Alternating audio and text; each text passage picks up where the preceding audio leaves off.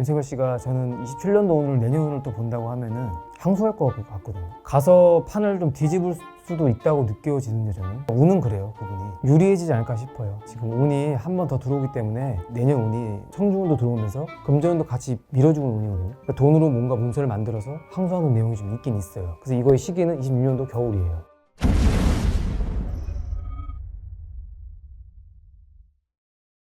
안녕하세요, 선생님. 네, 안녕하세요. 선생님께서 이제 TV 출연을 많이 하셨는데 네, 아무래도 유튜브는 처음이시라 네 처음이에요. 근데 또 본업 모멘트로 들어가면 네, 엄청난 이 재밌는 이야기, 이 신점으로만 알 수 있는 이 스토리들, 네, 신점 스토리텔링이 어떠세요, 선생님?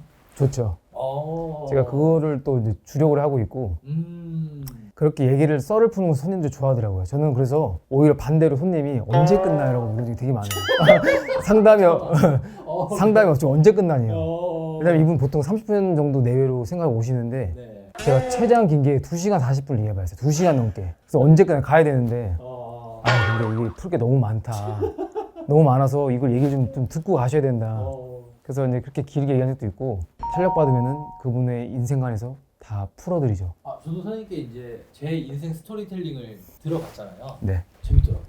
사실 여기서 이제 뭐 저희 둘 얘기하는 것보다 방금 이제 사실 이제 선생님께 듣긴 했지만 네. 신점 스토리텔링으로 네. 윤석열 전 대통령의 탄핵은 예견돼 있었다. 네. 요 얘기를 한번 또 해볼까 하거든요. 네. 시기적으로는 원래 한 5년 전이죠. 5년 전. 5년 2020년도, 19년도 이 해운부터 그분 두 분이 만난 게 이제 결정적인 게 두 분을 점사를 보거나 신점을 봤을 때는 윤석열 씨가 원래 자손이 없잖아요. 자손 같은 여자인 거예요. 그러니까 다 해주고 싶고 퍼주고 싶어. 그래서 시기적으로 봤을 때 너무 멀리 가면 안 되고 일단 5년 전 것만. 5년 전에는 예상돼 있던 거예요. 자식운이 들어오고 나의 건강운이 들어왔을 때 내가 자식 같은 사람을 포섭하고 안을 수 있는 사람은 한 명밖에 없는 거예요. 그러니까.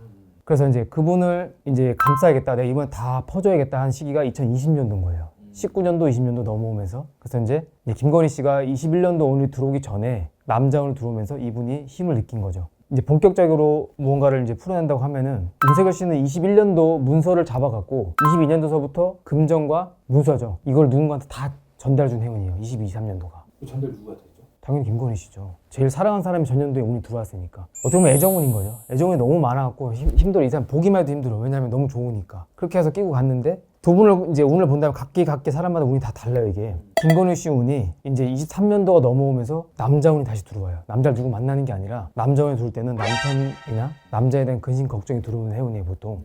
이게 일로도 같이 들어오니까 그때부터 브레이크가 걸린 거예요. 23년도 하반기부터. 그래서 이제 김건희 씨가 이제 부랴부랴 24년도 하반기부터 운이 넘어오면서 남자 운으로 이제 문서원이 같이 들어오고 나서 일이 사달이 나고 뒤집어진 거예요. 윤석열 씨는 이제 법정 문제로 들어온 상태고 운이. 그래서 어떻게 보면은 안타까운 스토리죠. 제가 봤을 때 저는 중립적이에요. 누구를 선호하거나 지지하진 않아요. 왜냐하면 다 같은 사람을 보고 신점을 보기 때문에 뭐 누가 좋고 나쁜 건 없고 두 분을 봤을 때는 당연히 나라 돈 함부로 쓰면 안 되지만 이미 다 예정돼 있던 거고 만약에 윤석열 씨가 저한테 왔다 물어봤다고 하면은 저는 22, 23년도에 돈을 잘못 쓰면은 23, 4년도는 구설로 관제운이 있다라고 아마 얘기를 했었을 거예요 아마. 그래서 어쨌든 두 분이 지금 안 좋은 상태로 들어가 계시죠. 그래서 가장 중요한 게 윤석열 씨가 저는 27년도 운을 내년 운을 또 본다고 하면은 항소할 것 같거든요. 가서 판을 좀 뒤집을 수도 있다고 느껴지는데 저는 일단 운은 그래요. 그분이 나름 개편하고 잘해보려고 한 운이에요. 이게 24년도 겨울에 터졌나요? 네, 12월 3일. 그때 원래 이 윤석열 씨의 운을 본다면은 이걸 당 정권이나 모든 나라 국군을 개편하고 잡으려고 했던 거지 사실상 원래는 이걸 뒤집고 전쟁하고 누굴 죽이려는 운이 아니었어요. 원래는 이거는 오해인 거예요. 원래 사실상 점을 봤을 때는 그런 운은 아니었던 거예요. 일이 뭐겠어요. 업이 윤석열 씨가 나라 일을 실무를 보는 거죠. 그걸 잘해보려고 했던 운인 거예요. 정말로. 그래서 그거를 내란으로 해갖고 뭔가를 누구를 어떻게 잡아서 잘못되게 쿠데타를 일으키는 게 아니라 단순하게 일을 개편하고 잡아보려고 했던 건데 신점으로 봤을 때. 네, 신점을 봤을 땐 그래요. 제 의견은 그래요. 좀 안타까워요. 네, 그러면 27년도 운으로 봤을 때는 네. 법적인 지금 문제에서 최근에 이제 사형이 구형됐다. 어젠가 그렇게 얘기가 나왔는데 27년도에는 이거를 한번 법적인 문제로 뒤집어 엎을 운이 있다. 네. 뒤집어 엎는다는 건 불리했으면은 유리해지는 거고 유리하게끔 시도를 하는 거고 뭐 유리했으면 불리해질 수 있는 거잖아요.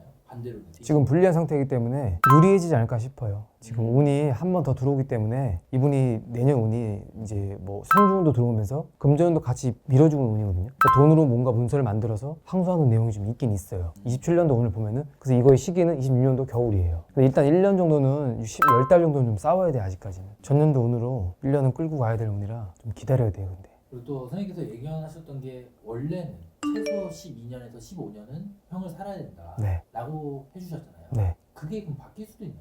예, 바뀌게 되면은 올해 을사년도에 잘못 판정을 받으면은 24년, 25년까지도 가요 최대 형을. 근데 이거를 무죄로 선고받기는 힘들어요. 싸워야 되는 얘기 그냥 싸울 운으로 들어오는 거지 이거를 판을 뒤집어 엎어서 내가 무죄라고 하기에는 조금 어려운 운이에요 사실상은.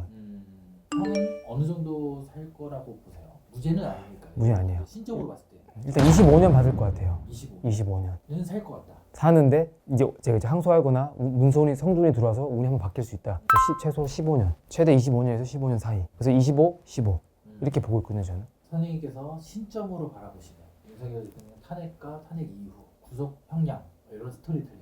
네. 윤석열 전 대통령의 인생, 네. 앞으로의 인생 이렇게 흘러갈 것이다. 네.